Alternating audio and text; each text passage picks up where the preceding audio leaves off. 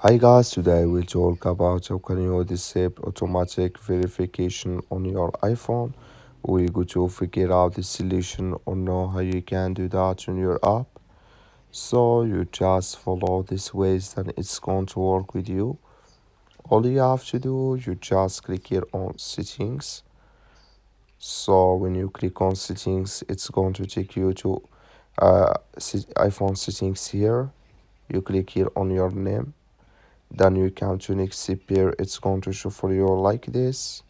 So then you click here on password and security here, it's going to take you to this list. Then you go down, you come here to automatic verification. Down here just click in this sign or this color, like you see color, it's gone. That's mean automatic verification disabled with us now.